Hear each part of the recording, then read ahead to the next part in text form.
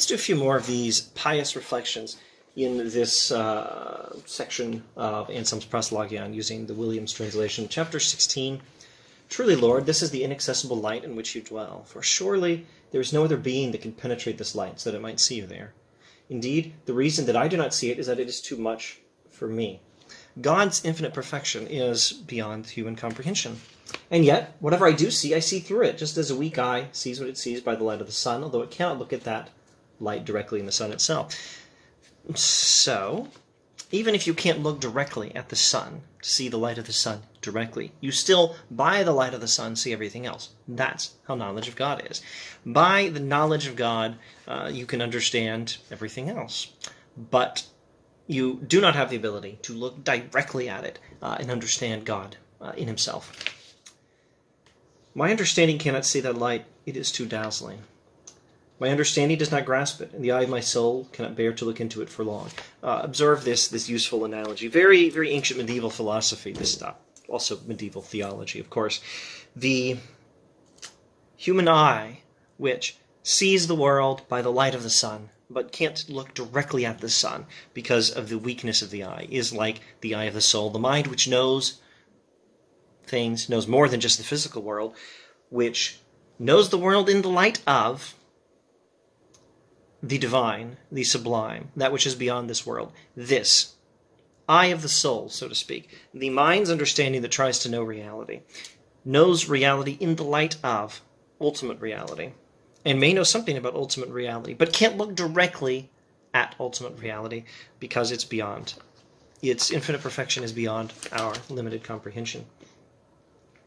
Etc. Let's go to chapter 17. Still, O Lord, you are hidden from my soul in your light and happiness, and so it still lives in its darkness and misery. It looks around, but it does not see your beauty. It listens, but it does not hear your harmony. It smells, but it does not perceive your fragrance. It tastes, but it does not know your savor. It touches, but it does not sense your softness. For you have these qualities in you, O Lord God, in your own ineffable way. You have given them in their own perceptible way to the things you created. God has the perfections that harmony, fragrance, savor, softness, and beauty are in the physical world. We see harmony, fragrance, savor, softness, beauty. We see these things.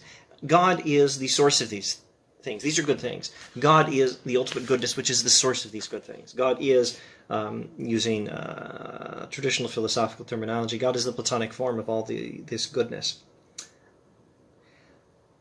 And God has given these qualities in their own way perceptible in the physical world, in the created world, to created beings like us. But the senses of my soul have been stiffened, dulled, and obstructed by the long-standing weakness of sin. And there's that other reason. The knowledge of God is difficult, at least right now, because we're dirty, rotten sinners.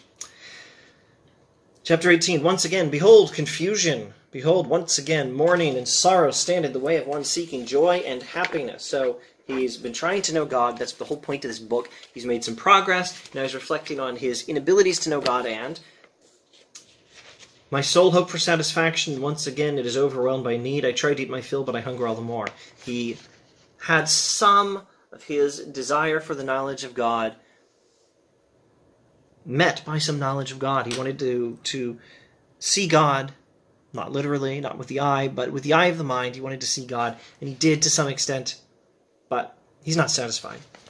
His desire is still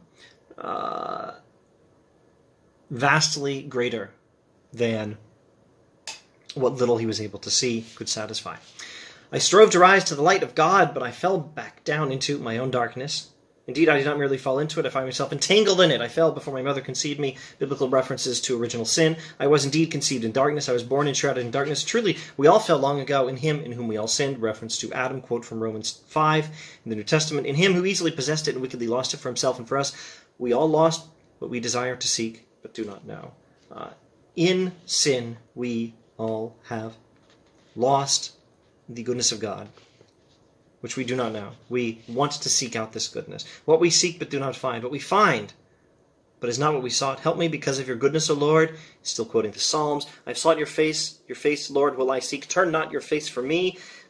Lift me up from myself, cleanse, heal, sharpen, and lighten the eye of my soul, so that it may look upon you. Let my soul gather its strength, and let it once more strive with all its understanding to reach you, O Lord.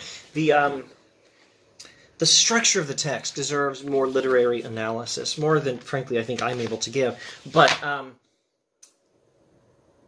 we could model this using Ascent, A-S-C-E-N-T imagery. You know, when you're climbing a mountain, it often happens that you make some progress, you can see everything much better because of how far you've gotten. You can see the top of the mountain maybe up here somewhere. And you go higher, everything's great, but maybe you get tired and you can't keep going.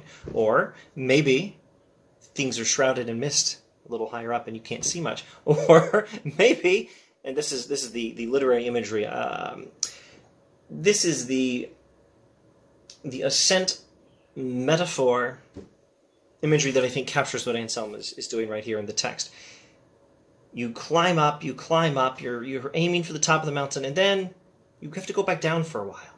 Because the ascent to the mountain is never straight up, or almost never. You go up, and then you have to go down into a little valley for a while before you can ascend further. So what Anselm was doing was he was climbing. He starts with faith seeking understanding, and he realizes God is the greatest possible being, a being than which none greater can be thought, and he proceeds upwards in this insight. And we get the ontological argument, proof that God exists. He climbs, he solves puzzles in philosophical theology, he's delighted by what he's discovering about God, he demonstrates God's simplicity and timelessness, blah, blah, blah, and then he realizes he has no idea. He still has not conquered the understanding of God. It's way beyond him in itself, and it's also way beyond him because of his own dang sin. And he's in some distress. He descends. And now this passage in the text, halfway through chapter 18, page 18 also in this translation, lift me up from myself to you, cleanse, heal, sharpen, and lighten the eye of my soul, so that it may look upon you. Let my soul gather its strength, let it once more strive with all its understanding to reach you, O Lord. Climbing into this valley for a bit, proceeding in the valley for a bit, as one does when one's climbing a mountain, he says, okay, it's time to ascend again. Because now the path goes up again. He's going to ascend towards better knowledge of God. Halfway through chapter 18, more knowledge to add to the knowledge he already got, even after he confessed most eloquently its limits. We'll do more knowledge of God, according to Anselm's account, in the next video.